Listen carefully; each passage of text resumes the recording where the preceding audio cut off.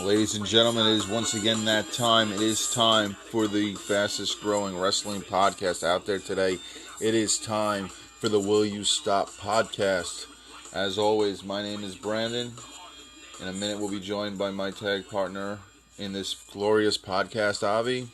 And we're going to be talking about wrestling going on this week. And I guess we're going to start with Monday Night Raw because that show was garbage. Like, hot, steaming pile of garbage. And after last week, which was a slight improvement, I'm going to say for one step forward, it's two steps back. What do you think of? It's amazing to me. I'm actually, reading. I was bored today, so I was reading some old results from the 90s and 2000 from Nitro and Raw, and I'm looking at the amount of matches they gave us back then. And I think the least amount of matches you would get would be 8, maybe 9 matches. I was one episode of Nitro had like 13 matches on it. And I'm thinking, what do we get now? 4, maybe 5 if we're lucky. And the sick thing is, if you gave me 4 or 5 matches that were 15 minutes each and they were good matches, I could live with that. You're giving us like 4 matches, 3 minutes each? I mean, what is the point of Raw at this point? It's a really bad show. That's the only way I could put it. It's like really bad. It's like, last week the IWC was up in arms. Oh, Heyman's fingerprints all over it. It was such an improvement. And this week was like atrocious. It might have been, this week could have possibly been one of the top 5 worst episodes of Raw in 25 years. I mean, you open up with this mixed tag match, which made no sense, by the way. I don't understand the whole point of these mixed tag matches with Becky and Seth, and it's getting annoying with those two. First of all, I'm going to go on a tangent right now. Just bear with me. Seth Rollins is not over enough where you can do things like this. These are the things you would do with a John Cena, with a Rock. You wouldn't do it with Austin, but you could do it with Austin. You wouldn't do it with Hogan, but you could do it with Hogan. A Michaels, a Hart, guys that are over. No matter what you do with them, they're going to be over because people want to see them. And maybe I'm one of the minority. Maybe I'm not one of the minority. I don't know what's going on these days with Seth Rollins, but he's not doing it for me. As a champion, as a performer, I mean, he's talking a lot of shit lately on Twitter. And, what's he really done to back it up? I mean, if you think about it, he's no different than Dolph Ziggler, as far as I'm concerned. He's a guy that, quote unquote, bumps well, can move well, but he's not giving us great matches. He's definitely not great on the mic. And I don't see where a guy like him is over enough to be throwing him in these stupid mixed tag team matches. On the other side of that, you got Becky Lynch, who for a time was over. I think that was more backlash against Ronda Rousey than it was for Becky Lynch, to be honest with you. That whole train has definitely come to a halt. Zelina Vega, I'm a big fan of. I like when she's out there. And Andrade is just being utilized terrifically wrong. That guy's got tremendous upside. But the whole Seth Rollins-Becky thing, I don't get it. I don't know where it's coming from. I don't know why they thought this would fly. But it's just stupid at this point. It's gotten to the point where I honestly think their quote-unquote relationship is a complete work. I mean, I get that everyone was going on for a while about Cena and Nikki Bella, but that seemed more of a relationship than this does. This just so completely seems on screen. It seems to be, first off, they're killing it. They are killing it by pushing it so hard. And I'm going to go back to what you said a few minutes ago. Seth Rollins, he's not the man. He's not the man's man. Whatever stupid shit they want to say. The Seth Rollins experiment is over with. It's not working. And I would not be surprised if Brock Lesnar wins the Universal title on Sunday. I was just thinking that, to be quite honest with you. I just don't see – I don't know what you do with Seth Rollins in a lot of ways. I mean, the guy can work in the ring. I can't take that away from him. WWE style or not, the guy can work. My question is, what do you do with this guy? Because as a face, he does not work one iota. I don't give a shit what anybody says. Burn it down. I don't care. As a face, this guy does not work. He looks, you know who he reminds me of as a face? Randy Orton. It looks so fake. It looks so forced, so phony. This guy should not be a face. But by the same token, what do you do with him? I don't think he belongs on Raw. I just find that certain guys, I don't know if there's a rhyme or reason to it. They just serve better maybe on certain shows. Like for instance, you think back in the day to the original brand extension, how certain guys just fit better on certain shows. I think when they put Seth Rollins on Raw, that was a mistake. Putting the Universal title on him was definitely a mistake. At this point, I don't know what you do with him. Do you send him to SmackDown and make him a heel, let him go feud with Roman Reigns? I don't know. I mean, does that work? It's just, to me, Seth Rollins is – he's at a point in his career where right now they got to figure out what they're going to do with this guy. He's not one of those guys that was a crazy over face where you think to yourself, okay, let's make him a heel and that'll change things. I don't see that working. And I think in a wrestling sense, he can be a lot like HBK was, where he can get those classic matches. He can get those 30, 40, 45-minute matches. But I just don't think he has the personality to draw in the crowd for those long blood feuds, so to speak. Like, what do you do with this guy at this point? You turn him heel. He's not working as a babyface. He's not getting the pops, like you said. I mean, I know WWE won't do this, but how awesome would they be? A little fantasy booking. I just thought of. They're doing this mixed chat match on Sunday. Freaking Becky and freaking what's her face is in the ring. All of a sudden, Rollins runs in and curb stomps Becky. You get giving them the titles, giving him instant heat for curb stomping a chick. And then Brock comes in, destroys Baron, wins the title. This way you don't have to suffer with Baron Corbin being Universal Champion. And to me, that's heat right there for him because he attacked a woman. And, we can't do intergender, but yet Tessa Blanchard and Sami Callihan put on a 20-minute classic last Sunday. Tonight I'm watching SmackDown. I didn't watch all of it, by the way. I watched just the main event. And what is Dolph Ziggler doing in the main event of anything, let alone SmackDown? I mean, where did this guy come from exactly? I don't understand what they're doing with him, why they're using him. I mean, I have no words. I mean, Dolph is yesterday's news. No one cares for him. He gets no reactions. He hasn't changed anything in 15 years or 10 years, whatever it's been since he's been Dolph Ziggler. And he's just not over. He's not over. He gets no heat. He does absolutely nothing. And these promos, it should have been me.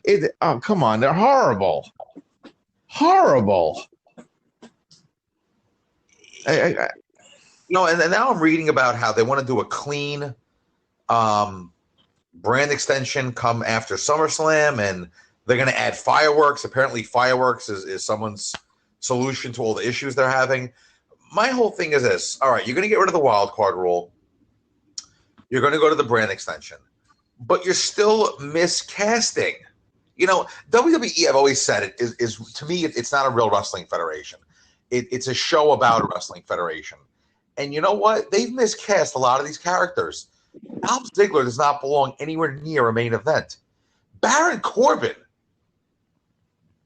I mean, somebody please give me some rhyme or reason why this guy is anywhere near even a mid-card status.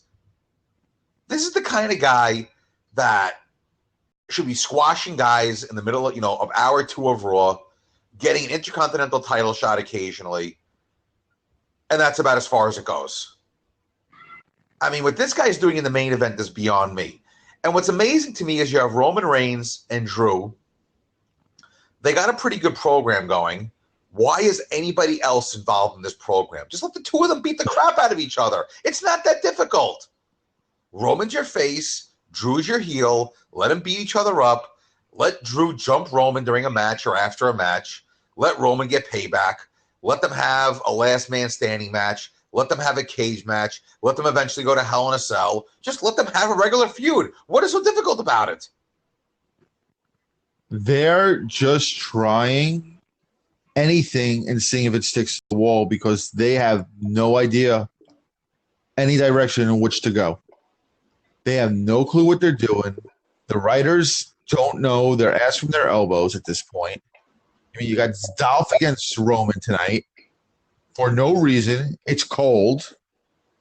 You got freaking, they don't know if they want Kevin Owens to be a face or a heel. Last week he's a heel, now he's a face again. You got Shane in the middle of everything. No one wants to see Shane. He's getting pure Jarrett X-Pac go-away heat. No one cares for it. And it's honestly, it's making Roman look like a mid-carder, not even a main eventer. And he's supposed to be the top guy on SmackDown. Listen, and all this. As far as I can tell, there is no top guy right now in the business, let alone WWE. You know, Roman's your closest thing, but that's not a top guy. To me, that's a main event guy. That's not a top guy. Like right now is probably the first time in our lifetime, really, there's no top guy in the business. I mean, think about it. You went from Bruno to Hogan. Savage you could throw in there for a little while. You had guys like Flair and Michaels and Hart that were top guys, but they were the top guys in the business. Then, of course, you had your Austins, your Rocks, all the way to Cena. There's no top guy in the business right now. Chew on that for a minute. And you know how you can tell there's no top guy in the business? During the Attitude Era, who closed every show out? Steve Austin. Win, lose, or draw, it ended with Steve Austin on the turnbuckle with his music playing. You have your world champion opening your shows. You're having stupidity close your shows.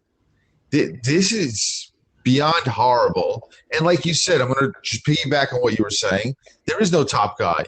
Even Cena said that there's no more top guys in WWE. I mean, I feel like it's kind of been set up to be that way, and I kind of get that, but by the same token, now Vince is paying people like Maria Kanellis $500,000 a year over 5 years to stay. So it's almost gotten to the point where he's contradicting himself, where we're going to make everyone basically equal. We're going to have a bunch of interchangeable parts. There'll never be anybody bigger than the Federation, but let's pay a bunch of bozos who nobody cares about as much money as possible so they don't go to the competition, because God knows if Mike and Maria went to AEW, what kind of wave ripple effect that would have. Are you kidding me? That's going to change the business forever. You got if Mike Kanellis went to AEW, oh my God. I hope you sense the sarcasm in that. It's just ridiculous. Like, I've been a wrestling fan forever, and I literally have to force myself to watch it just so I can keep up with it at this point. And here's the fucked up thing about the whole thing. Let's say I didn't watch it. There's really not much to keep up with. What would you be missing exactly? I mean, tonight you had Balor against Shinsuke, and that lasted, 45 seconds? I mean, you have two guys that could easily go an hour, easily. They could definitely give us a good 20-minute match, and they literally went, maybe 45 seconds, a minute tops? Why is it the commercial rule doesn't count for SmackDown, but it counts for Raw? Listen, there's a lot of things that make absolutely no sense for both shows right now. It's just – my question is, okay, we keep on whining and complaining about the product. Let's play Vince. What could we honestly do at this point to make the product better?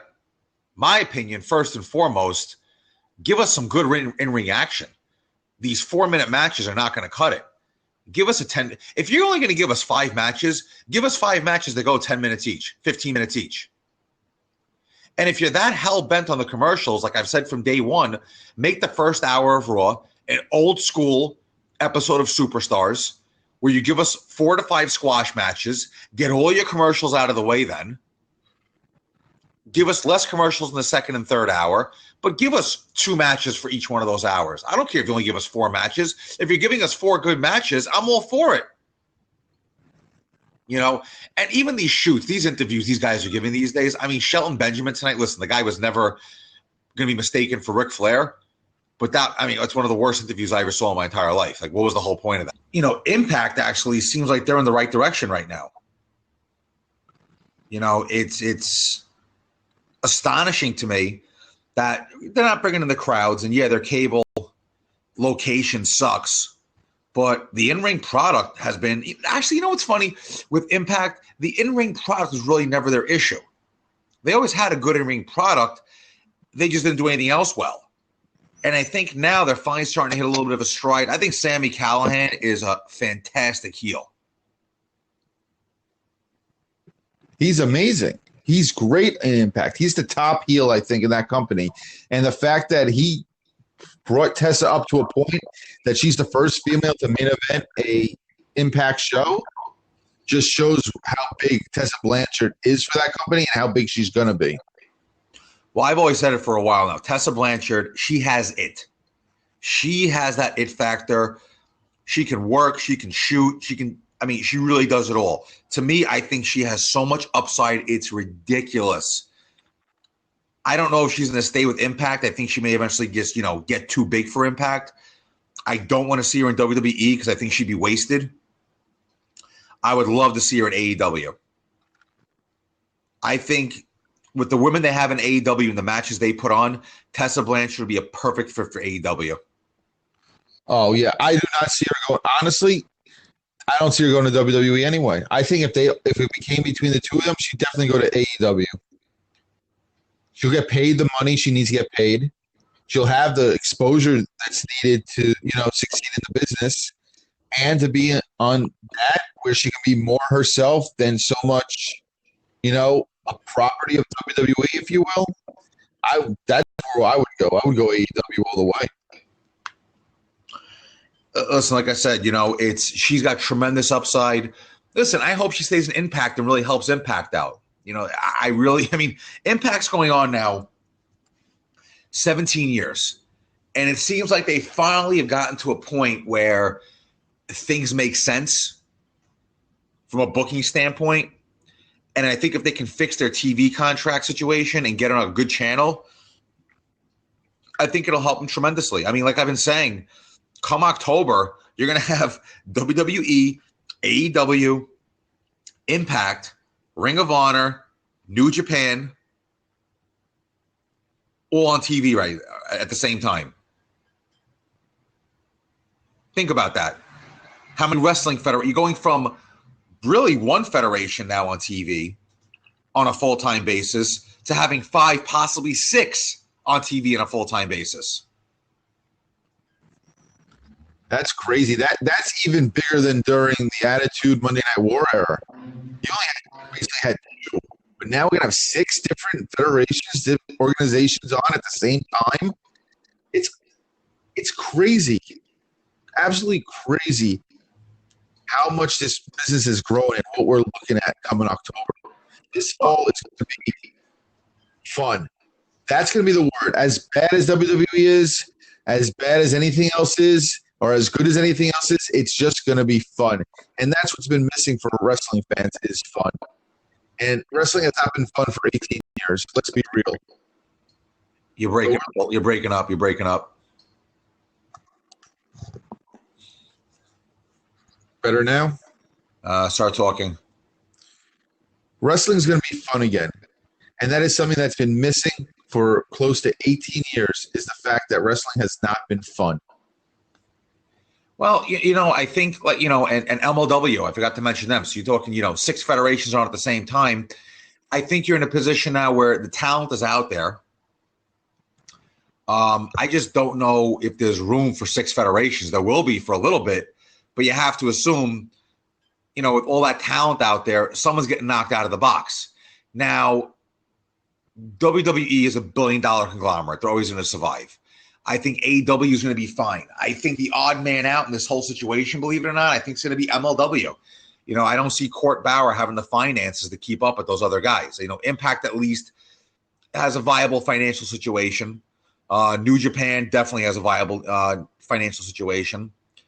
And, you know, I just don't know if MLW is going to have the finances to keep up. But until anything happens, listen, the last time you had 6 full-time federations on TV at the same time that I could think of, probably got to go back to like 85, 86 when you had WWF, NWA, AWA, UWF, and World Class, which was 5 federations at the same time. And I mean, you weren't getting all those nationwide. You were getting them in, you know, WWF was nationwide, NWA was nationwide, AWA was nationwide. The other ones you were getting in little pockets. This is really the first time you're going to have 6 federations on. Literally, you're going to have wrestling 7 days a week coming in October. I mean, you got to figure if Raw on Monday. I'm sure someone's going to get a Tuesday time slot. Wednesday looks like it's going to be AEW. Thursday, I'm pretty sure it's probably going to be Impact once they get this new deal with Access. Friday is New Japan. Saturday is MLW. Sunday, you're going to have pay-per-views. I mean, it's 7 days a week of wrestling about to head our way. It's going to be crazy, man. I'm telling you, for people younger who don't get what the Monday Night War was, this is going to be – I'm sorry, this is going to be fun, man. I'm excited. This is going to be fun. As bad as WWE is and as much as we can make fun of them being so bad is going to make it even more fun. Yeah, because at least then we can look at AEW and say, wow, look what AEW did tonight. Look what MLW is doing. You know, we can actually compare and contrast, I think is the best way to put it. But, you know, at this point, I think my biggest disappointment in WWE is that you have all this talent and you're literally doing nothing with it. And it's almost like you would think they were doing this on purpose. I mean, you know, Ricochet's going to have to do his part in it. I don't know if he's over enough to where, you know, even AJ Styles is a great heel, can really work with it. But listen, it's probably the best thing they have going right now on Raw. But, you know, look at the situation of Bray Wyatt, right? That could be a great heel right there. Where's he been? Like, seriously. Let's discuss about Bray for a minute, because this don't make sense to me. For the last 3 months or so, you're putting on the Firefly Funhouse shows. They just stop. Out of nowhere. Not even like a bookend to them all. Like, if you think of them as a season of a TV show, there was no finish to it. Then you have, for the last 2 weeks, the puppets in the background. Foreshadowing, teasing. This week, nothing. Nada, zip. And he's been at Raw every single week for the last month. And nothing. And honestly, I think they just fucked up with him, and it's done with. I don't know. Like I said, it's just there's no rhyme or reason to anything that's going on right now in the Federation. I mean, honestly, next week they're going to have Raw from the Nassau Coliseum, and I literally have no desire to go. Like I said to you earlier, why would you want to torture yourself for over 3 hours? It's not like it's compelling television or compelling WWE. It's boring as hell. So why would you want to sit there and be even more bored? If you're going to at least be bored where you could sit on your couch, have a drink, and have your feet up. Seriously. Yeah, I mean, I literally have no desire to go. I mean, what am I going to see? You know, you're at a point now where I don't know. You know, what do you do with this federation at this point? Like, what is there to do? To me, the first and foremost, you got to get some good heel heat going. You got to get some good heels. I think Styles is a good start. You know, on SmackDown, what are you doing with Kevin Owens? I mean, the guy is such a great heel. What are you wasting your time with him as what he's doing right now? He's a perfect heel. They don't know what they're doing with him. They don't know what they're doing with Ziggler. They sure as hell don't know what to do with they're doing with Roman and freaking Drew. And like, where's this going to go? on Sunday. Drew's going to be fed to The Undertaker, and then what? They're going to have a match at SummerSlam where Drew is going to be fed to The Undertaker again. Drew has that potential to be that heel, that wicked, nasty heel. And you just don't know what to do with him. Drew is wasting his time right now. Drew, honestly, could be the top heel in the company. As a matter of fact, I mean, if Styles is your top heel on Raw, then Drew should be your top heel. Actually, no, Kevin Owens should be your top heel on SmackDown. And the truth is, Styles and the club, bring in Drew, make him a member of the club. Have your Four Horsemen-esque type tandem there. It would work. AJ would be the Flair of the group. Freaking Drew would be the enforcer. And then you got your tag team in the Good Brothers. I totally could see that working. But, of course, they won't do it because it makes too much sense. No, logic in WWE? Seriously? You look at Kevin Owens. How is he not a heel? That guy's a top heel right there. That is a top heel in the company. They have completely blown it with Kevin Owens since he came back from his double knee surgery. They brought him in as a face. Then they hotshot him to be a heel because they had nothing. And now they're trying to switch back to give him a shot at being a face. But, yeah, he's going to be the goofy face. But yet they're trying to make him like Austin-like. Trying to drop a would-be pipe bomb tonight. That made no sense. It's basically just what everyone else has been saying for months about Shane McMahon. Like, why is Shane – why the hell is Shane McMahon in the center of every storyline? He's not compelling. He's not Mr. McMahon. He's sure as hell not his father. He's not even Stephanie. Stephanie, at least – I was believable as that bitch boss. Shane is just fucking annoying. I don't understand it. I mean, there's no reason to have this guy on TV. He's not getting any kind of reaction whatsoever. And if anything, he's just annoying the piss out of everybody. He's annoying the piss out of me. And I want to like WWE again. And I just can't. There's not much to like. What's going on right now? There's nothing going on. It's literally a federation that has nothing going on. Oh, my God. It's horrible. And I don't see it getting any better anytime soon. Not at all. You know, they're supposed to have, Bischoff and Heyman running this, running that. Okay, what's changed? Absolutely nothing. Same shit, different day. What's so different between tonight's Raw and Raw from the last 5 years? And this gradual line that they give, the changes will gradually happen. Come on, there hasn't been any change whatsoever in 2 weeks. Fireworks. Pyro, help things. Let me quote Tony Schiavone. Yeah, that's going to put some butts in the seats.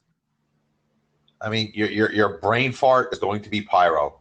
Great. Pyro. I just don't think they're in touch, is the word I'm looking for, with their current demographic. It's just, your current demographic you're trying to get is your teenagers. Yeah, this is not going to help you.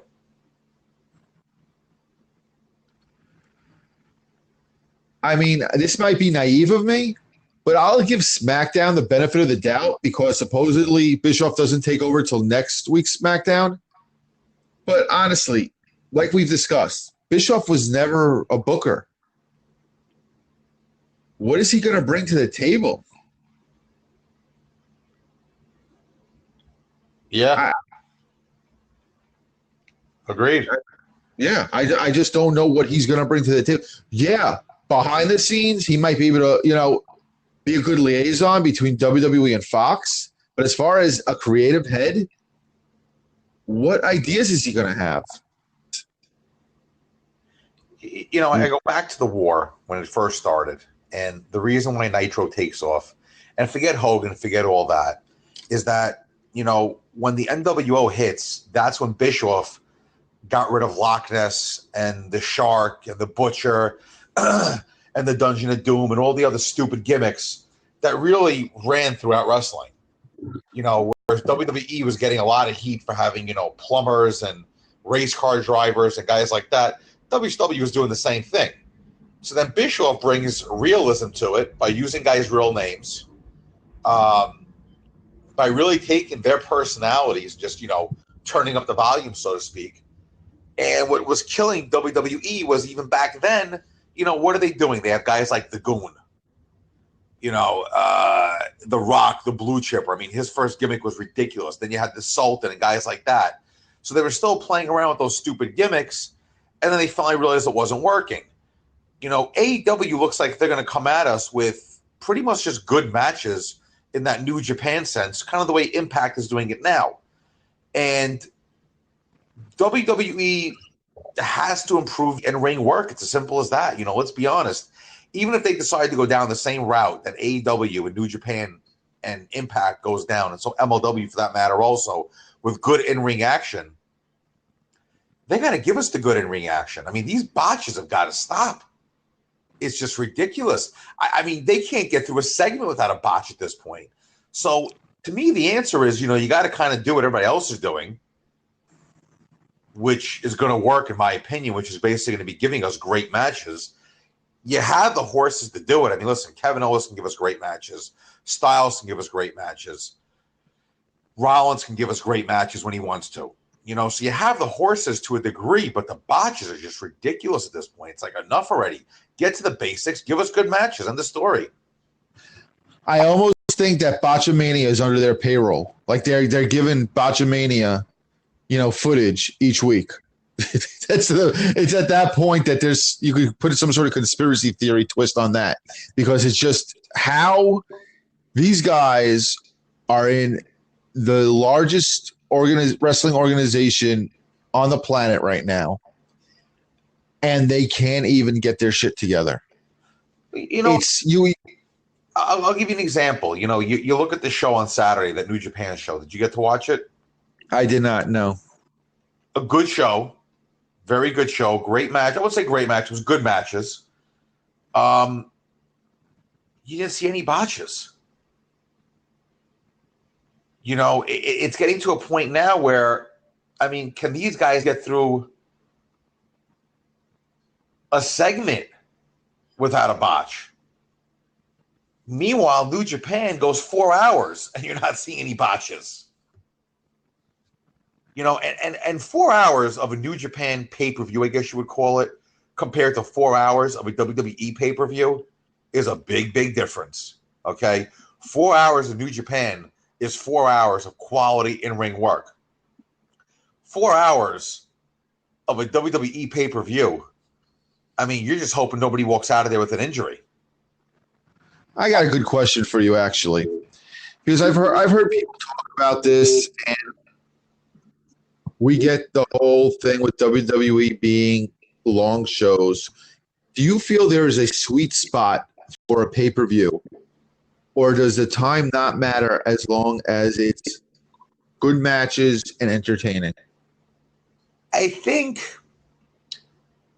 as you get close, 3 hours I find is kind of that sweet spot. I think when you get to that 2 hours, 50 minutes, 2 hour, 55 minute, close to 3 hour time, I think that's when you've kind of run your course. You know, if you give us 5 matches, 20 minutes each, let's just say, and every match is great, there's only so many spots so many guys can pull off. You understand what I'm saying? Mm-hmm. So, I mean, there's no way. Listen, if you look at your greatest pay-per-views ever, right? Let's look at WrestleMania 17, which is considered pretty much your best pay-per-view ever. That ran, I want to say, about a little over 3 hours, give or take. You had 12 matches. I'd say probably 9 out of 12 were good matches. That's the whole key. You can go 3 hours as long as you're giving us 3 hours worth of good matches. If you're giving us 3 hours of garbage matches, it's still going to feel like 3 days as opposed to 3 hours. On the other side of that, New Japan goes 4 hours. They had commercials also. But even so, if you give us 4 hours of quality wrestling, I don't think anyone's going to complain. But I kind of feel like 2 hours 50, 2 hour 55 minutes is kind of your sweet spot. What was the last pay-per-view? The Stomping Ground pay-per-view. I think went a little under 3 hours, and I think that wasn't bad. It was actually not as painful to watch as I thought it was going to be, for the simple fact that it went under 3 hours. So you think 3 hours, no matter how good their in-ring product is, whether it's AEW, WWE, whoever, put 3.5 hours is that sweet spot for an event. Yeah, I think once you get past that 3 hour mark, you're kind of pushing people's buttons as far as their ability to concentrate, not lose their minds. All right, another question for you. What is the most amount of different organizations to have a major show on television at the same time on the same day? When was the last time that happened? I don't think it's ever happened. How does that sound? I mean, WWE and NWA would do it, but that's because they were at a war. I can't remember the last time there were that many shows on in one day. It's absolutely insane. I don't think it's ever happened. Maybe in the territory days, obviously, it would happen, but those are different territories. But as far as, major organizations going at it, I don't think it's ever happened except for the times where, a Clash would go head-to-head with WrestleMania, or where, Royal Rumble will go head-to-head with an NWA pay-per-view. Otherwise, I can't even think of a time it's ever happened. Do you know how many we got on at the same time this Saturday night? I think it was, 4? We got 3 coming this Saturday. Right. You got Fight for the Fallen. You got the Evolve show on the network. And 10 hours after it takes place on Axis, you got New Japan G1. All at 8 o'clock at night, all at the same time. It's astonishing to me that even though wrestling is in a good place right now, popularity-wise, which is obvious with the simple fact you're going to have 6 different federations on TV come October, the attendance at pay-per-views and TV have been dismal, really for everybody all around. I mean, New Japan did not sell out in Dallas. AEW didn't sell out. WWE hasn't sold out in God knows how long for a Raw or SmackDown. Impact, I think, barely pulled 1,000. MLW, I think, barely pulled 1,000 at their last show also. So the crowds aren't coming, but people are obviously watching. It's a very unique time in wrestling where, you're almost going to have to go back to the old days where you're going to be popular on TV, but your in-house audience are going to have to be kept small so it doesn't look that bad on TV. Let's be honest. Empty seats do not look good on TV. Right. I'm actually watching New Japan right now, and there's a lot of empty seats there. I mean, what do you know how much the arena they were in gets? I don't even know. I know they were in Dallas, but I didn't know where they were actually taking place, the show. I think it was Reunion Arena, which is where the Mavericks play. I mean, you're probably talking probably 16 to 18,000 like any other arena. Listen, it wasn't a disaster. Obviously, they got pretty good. They got a pretty good PR. A lot of people watched it on TV. I thought it was a good card. I'm actually rewatching it now as we speak. I'm looking at the first match, the tag team match right now. I just think you're in a very unique time now in the history of wrestling where wrestling on one hand is more popular than ever on TV and on streaming, but no one's going to the shows. But that also brings me to another thing. I feel like wrestling is one of those things that is just made for TV. Going to a live event can be fun, but listen, I've gone to hundreds of live events, so have you. When the action is not near you, it's kind of hard to keep up with it. And I honestly think you're entering an era in wrestling where people just rather just sit at home and watch it and get all the good views as opposed to going to the arena. And let's be honest, arenas these days are dead.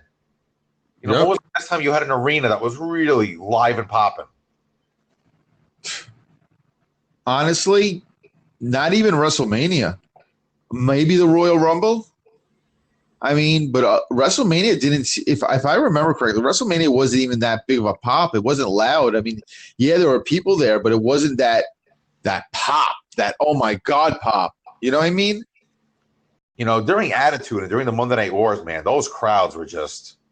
I remember they were just surreal. Those crowds. I mean, we went to that Nitro at the Coliseum. I mean, the place was going bananas the entire night. You felt the electricity in that place. I remember when I went to Royal Rumble 2000 at Madison Square Garden. I mean, Great show. What'd you say? Great show. I mean, you walked into that place, you felt the energy in that place. You know, I remember going to a live Raw at the Coliseum. I want to say probably around May or June of 2000. And you walked into the place, and Triple H, I remember he opened the show with his typical 46-minute, nonsense.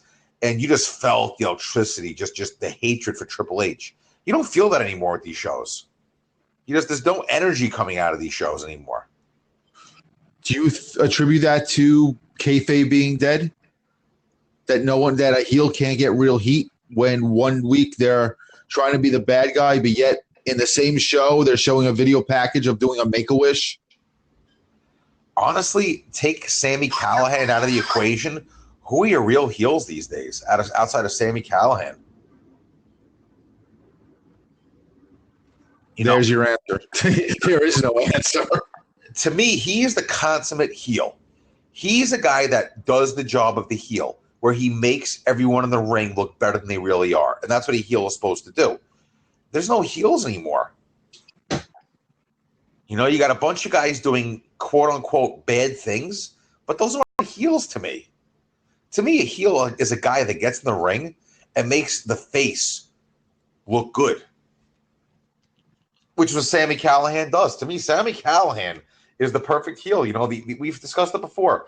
The art form of the heel is gone. It's not what it was, that's for sure.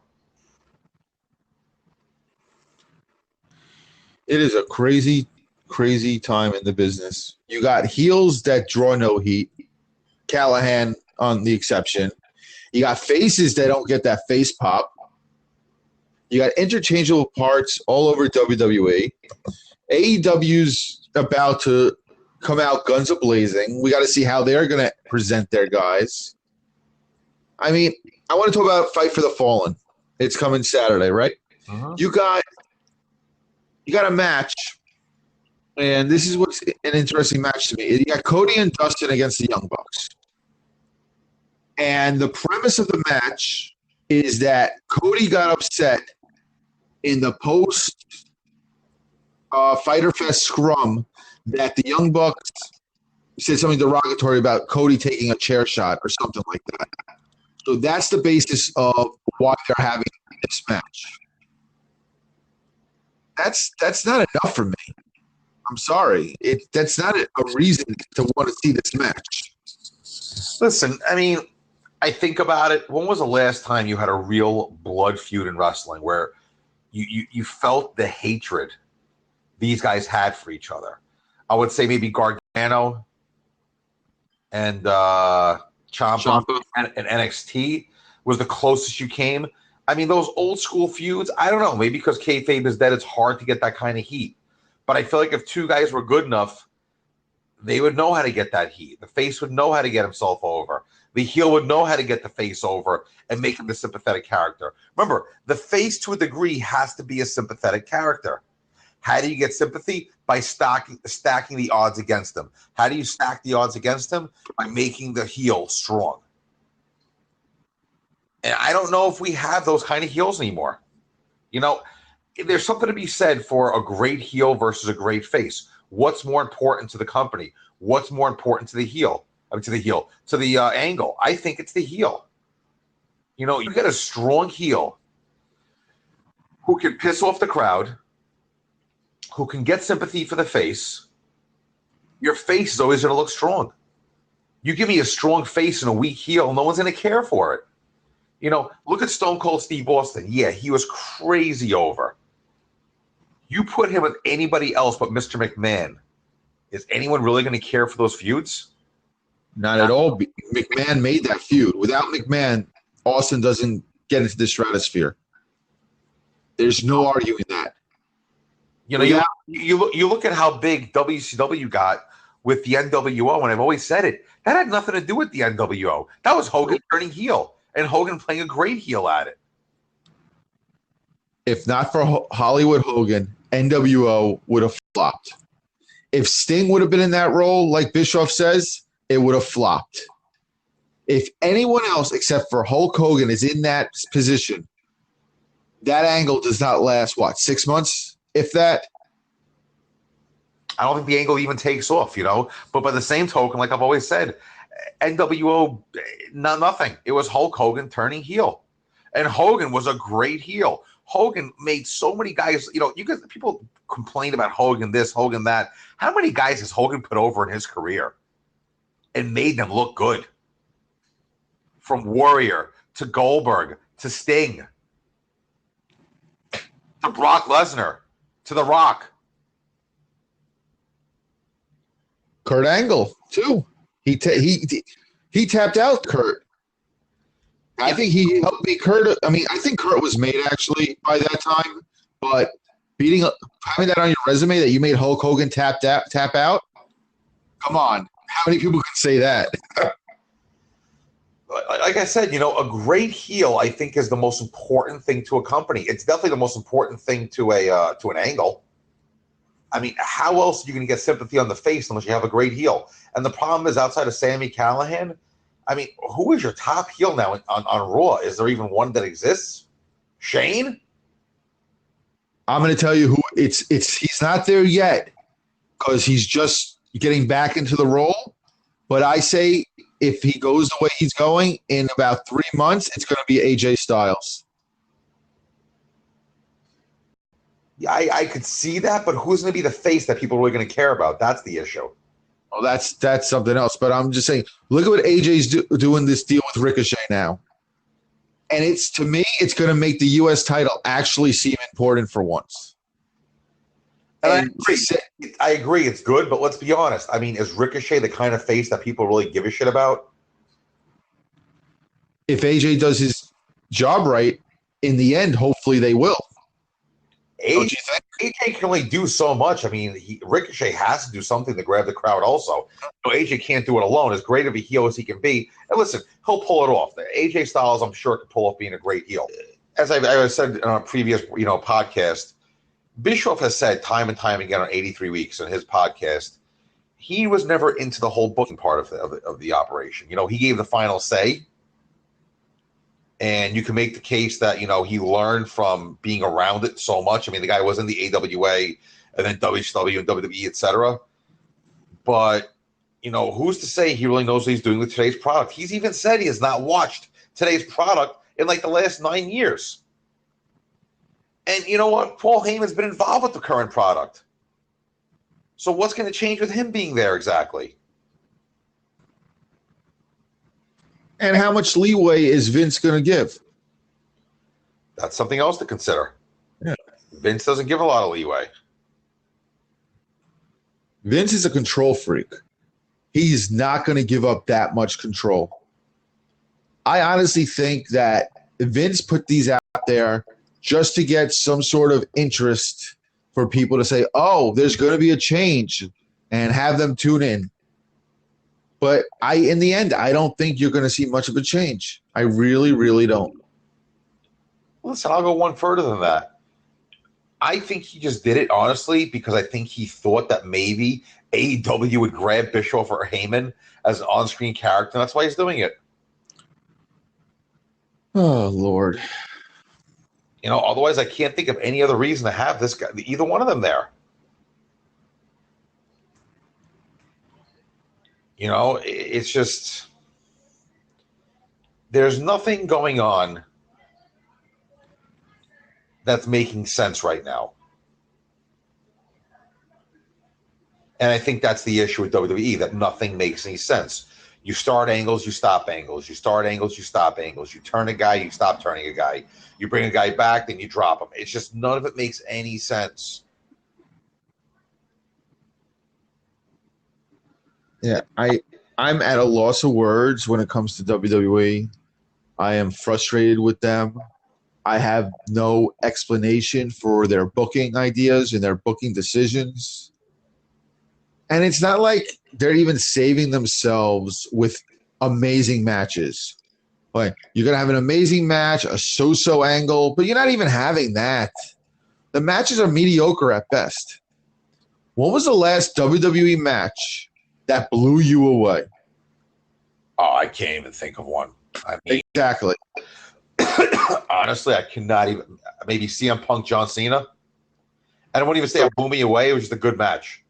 So what? 7 years ago we're talking? 8 years ago? You know, Styles and Cena had a good match back. I think it was Royal Rumble 2017, maybe Something like that. Yeah. that one. But that wasn't great. It was a good match. Yeah, I mean, I'm looking at this card on Sunday, and there is nothing that says blow me away on paper. what are the You wanna matches so far? First off, there's 10 matches. Okay? You got the Revival against the Usos for the Raw Tag titles. Braun versus Lashley, last man standing. Why? Why is this match happening? I read today that they're trying to reestablish Braun as a monster. So we're doing the on again, off again push for Braun Strowman. We're going to push him, and then we're going to drop him. And Lashley can be a great heel and great in the ring. Look at his run as Walking Armageddon in Impact when he was champion. He was great in that role, and they are just misusing him. Ricochet against AJ, like we talked about for the U.S. title. Aleister Black's actually going to wrestle against Cesaro. That's who is knocking at the door tonight. Great. Triple threat for the SmackDown tag titles. Bryan and Rowan against the New Day against Heavy Machinery. Cruiserweight title. Drew Gulak against Tony Nese. Bayley versus Alexa Bliss and Nikki Cross in a handicap match for the SmackDown Women's Championship. Kofi against Samoa Joe for the WWE title. I'm so sick of Kofi. I am so sick of Kofi. But we know they're not going to pull the trigger with Samoa Joe. They haven't pulled the trigger in 4 years. They're not pulling the trigger now. I mean, the only thing I think of if Kofi's injury is as bad that they might do the switch if Kofi can't keep going, if Kofi needs to take time off. But they're not going to pull it. And honestly, if anything, they're going to freaking have him beat Samoa Joe and then just have Brock take the WWE title.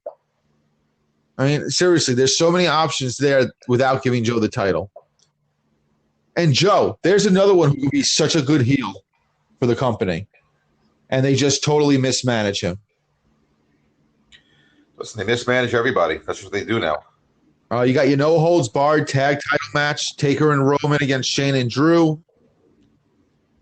And then the last chance winners take all mixed tag team Extreme Rules match. Say that with your mouth 3 times fast. Rollins and Becky against Corbin and Lacey Evans. Oh God! Like I said, doesn't look that great on paper.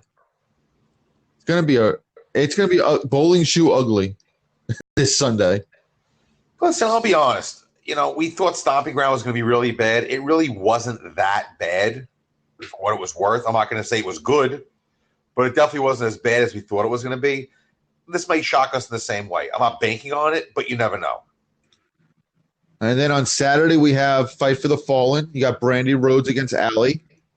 Omega against Sema. The Cody and Dustin Rhodes against the Bucks. Adam Page against Kip Sapien. We're going to have it. This is kind of bothering me. It's a 6-man tag match. Jimmy Havoc, Darby Allin, and Joey Janela against MJF, Sammy Guevara, and Shawn Spears. So you got it's basically heels versus heels. Yeah, which we never know, which we always know is never a good idea, as we all know. Yeah. And then this match is actually what I'm looking forward to. SoCal Uncensored against the Lucha Brothers. That could be a really good tag match. Yeah, honestly, it's not a bad show at all. Honestly, you're going to get good matches out of that show, that's for sure. That's the thing. Like, you know, with AEW or anybody except for WWE, you know you're going to get good matches on their show. It's inevitable. You're going to get at least 2 or 3 good to solid matches. With WWE, you think you might get a couple of good matches, but normally you don't get good matches. And that's the issue now. It's like Stomping Ground shocked us because they actually gave us pretty good matches. Like when you're at a point where you're actually shocked by the simple fact that the matches are good, that's problematic. That you have such a low standard expectation for WWE that when they put on some good matches, you think it's good because you're just shocked. Basically. Now, what I find interesting about this show for AEW is this is basically their go-home show for All Out.